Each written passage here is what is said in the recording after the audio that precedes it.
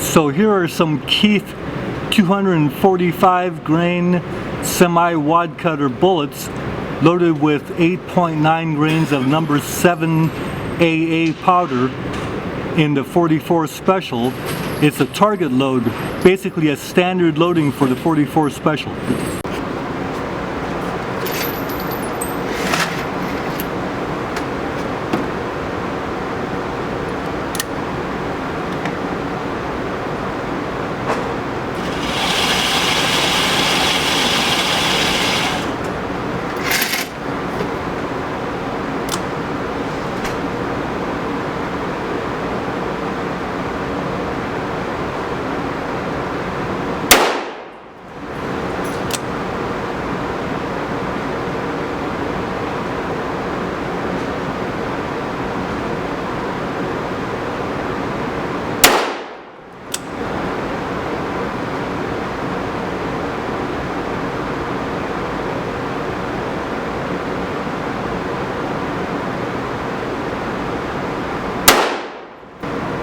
So that's a 2 3/4 inch group fired from palm rest only at 16.5 yards, 50 feet. That was with the Smith & Wesson 629. Now let's go with Ruger FlatTop 6.5 inch 44.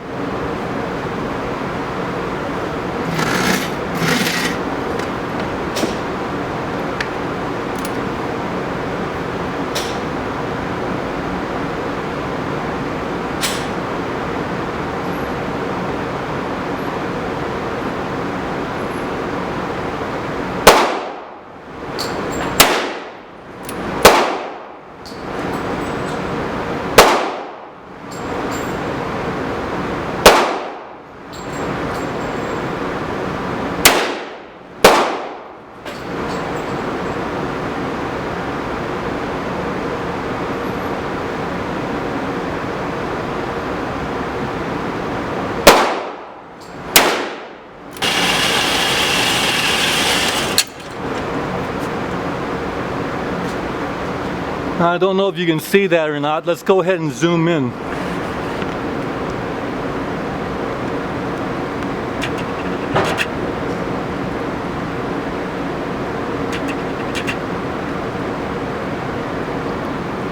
That looks like a pretty tight group. That's about a 1 3/4 inch group. So the Ruger Blackhawk 6.5 is shooting tighter groups with that Keith bullet.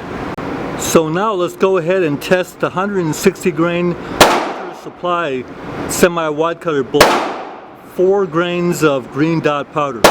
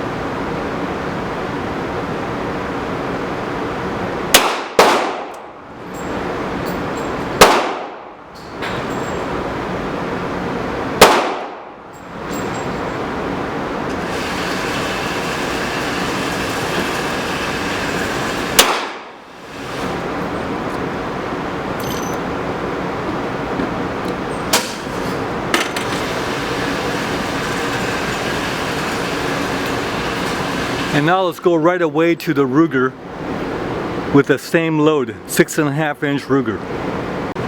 Well, the Smith & Wesson turned in another 2 3/4 inch group for 5 shots at 16.5 yards, 50 feet. But the Ruger 6.5 inch flat top turned in a very nice 1.3 inch group with that 160 bullet and 4 grains of green dot.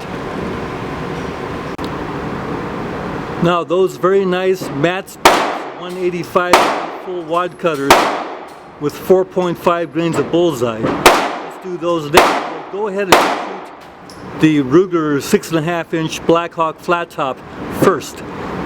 And then we won't put the 629 Smith & Wesson on because you've already seen it shooting.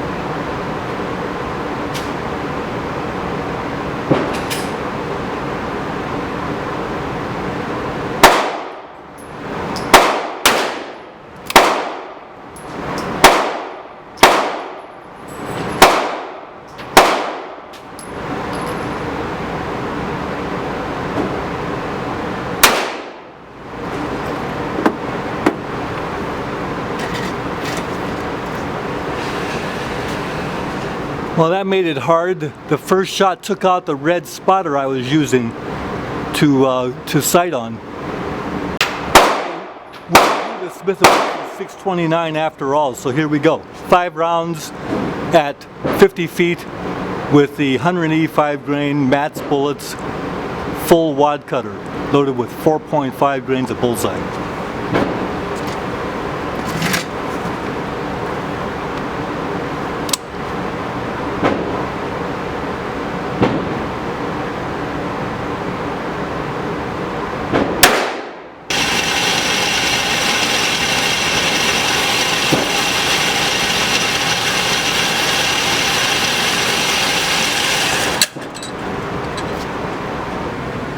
Once again, the Ruger Blackhawk flat top 6.5 inch shot a 5-shot group.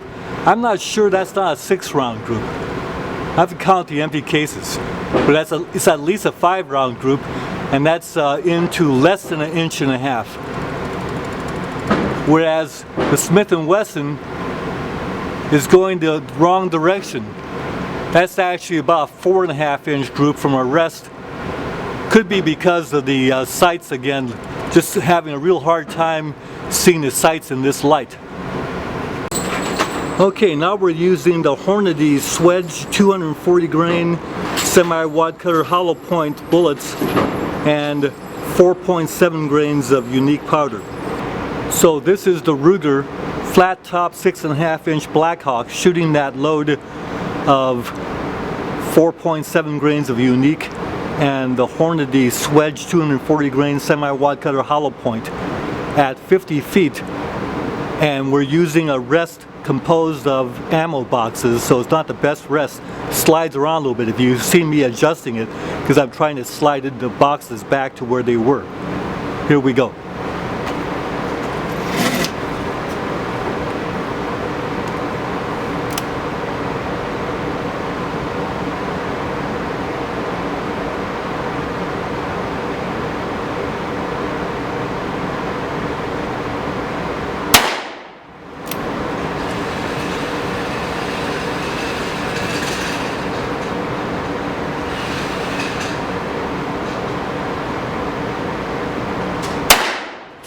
Now the Smith & Wesson with those Hornady bullets and the unprepped cases and unsorted bullets.